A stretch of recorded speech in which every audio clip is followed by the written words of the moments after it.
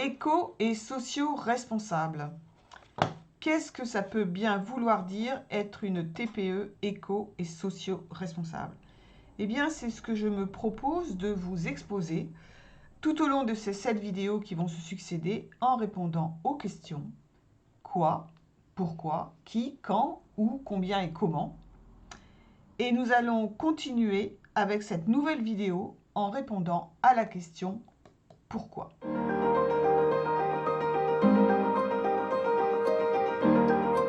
Alors pourquoi rendre sa TPE éco et socio-responsable? Eh bien pour ma part, c'est pour pouvoir continuer à vivre là.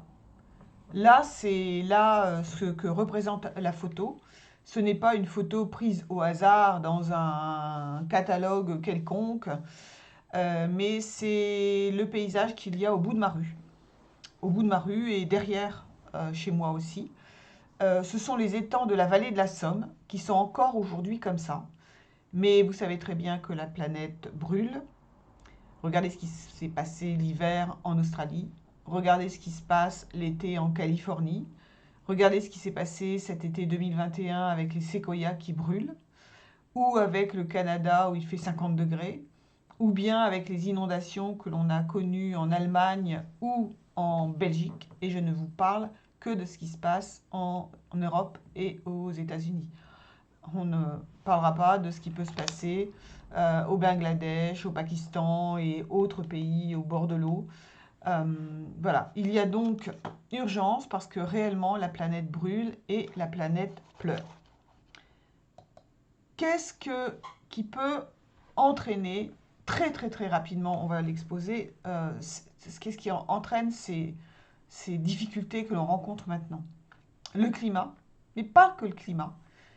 Il y a les accès au niveau de la biodiversité, les ressources qui se raréfient parce qu'on pompe dedans depuis 250 ans, on détruit les paysages, on se retrouve avec des gaspillages de tout genre, et puis il faut aujourd'hui nourrir 8 milliards de personnes, et même 10 en 2050. Alors même si cela est possible de les nourrir, je ne suis pas sûre que l'on sache gérer les déchets produits par ces 8 milliards de personnes. Alors, je voudrais vous rappeler, vous faire quelques petits rappels d'histoires récentes et d'évolutions aussi très intéressantes. Déjà au niveau du nombre d'habitants qu'il y a sur la Terre. En l'an 1000, il y avait 300 millions d'habitants. En 2050, on en prévoit 10 milliards. Et pour vous montrer cette progression absolument hallucinante, en 1950, on était 2 milliards et demi. En 2000, 6 milliards. En 2022, pratiquement 8 milliards. Avec un taux de fécondité, rassurons-nous, qui baisse considérablement, puisque en 1950, il était encore en moyenne de 5%, de 5 pour 1000, alors qu'aujourd'hui, il est d'un taux de 2,7. Mais les effets sont longs à se mettre en place, et c'est comme un bateau, il y a un volant d'inertie très important, et donc les prévisions pour 2050 s'établissent à 10 milliards d'habitants sur la Terre, mais les projections sont présentées dans une fourchette tout de même assez large, puisque ce serait entre 7 milliards et 15 milliards. Bref, beaucoup de monde sur la Terre, ce qui n'est pas pour arranger tout ça. Et puis, toutes ces causes que l'on a vues sur la slide précédente, le climat, la biodiversité, la raréfaction des ressources, la destruction des paysages, les gaspillages en tout genre et le nombre d'habitants sur la Terre, ont d'énormes conséquences en termes de migration de population, des conséquences sur la désertification de certaines zones ou de l'inondation d'autres, puisque vous avez des îles, un certain nombre d'îles qui vont se retrouver sous l'eau, et un certain nombre de bords de mer.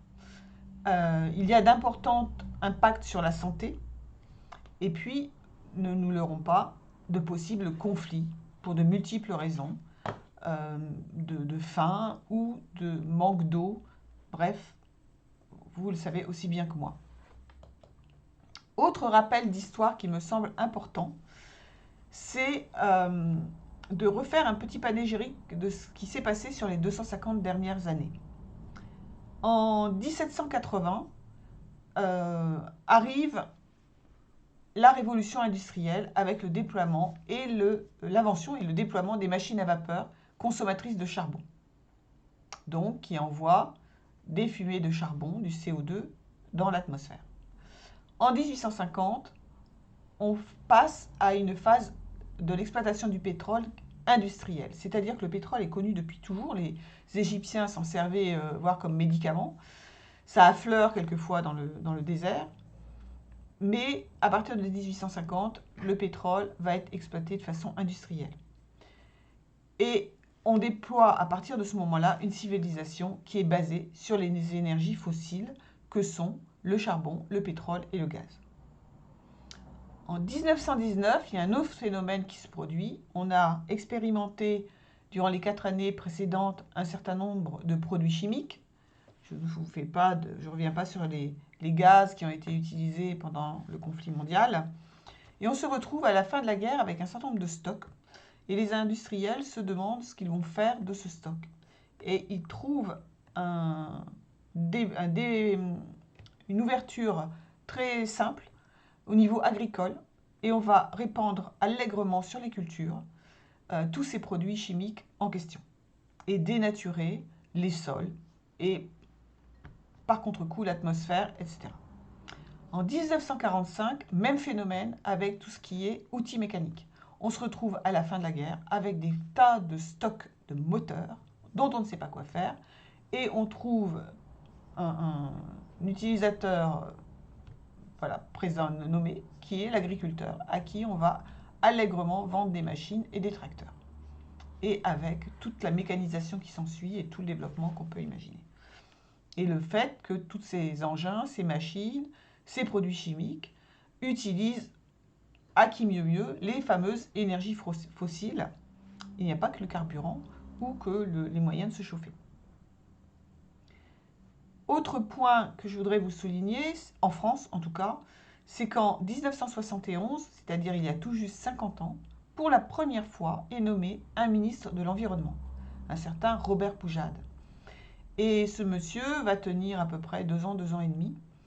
Et à l'issue de son mandat ou de son expérience, il va publier un livre que vous pouvez toujours trouver aujourd'hui en dématérialisé, qui s'appelle « Le ministère de l'impossible ». Donc avec un tel titre, je ne vous fais pas de commentaires. Mais si vous parcourez, à défaut de lire ce bouquin, vous verrez que tout est déjà là. C'est-à-dire qu'il y a 50 ans, tout ce que l'on constate aujourd'hui était déjà connu. Et qu'est-ce qu'on a fait? Question. Et autre point derrière celui-là, en septembre, début octobre 1973 et en 1974, c'est le premier choc pétrolier, où on s'inquiète, on se pose réellement la question de la finitude des stocks de pétrole, de ce qui va se passer quand on n'aura plus de pétrole, de combien de stocks de pétrole il reste dans le sol et qu'est-ce qui va se passer après. Cela fait 50 ans. Est-ce qu'on a fait quelque chose? Donc, en 250 ans, environ 1780 jusqu'à maintenant,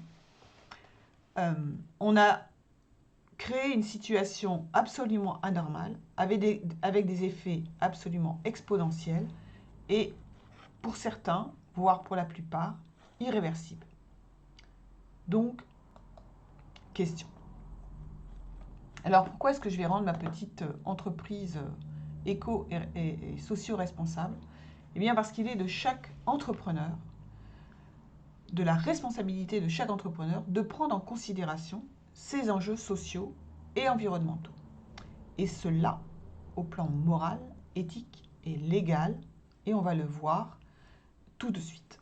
Donc la planète brûle, la planète pleure aussi, pleut trop, et il y a donc urgence.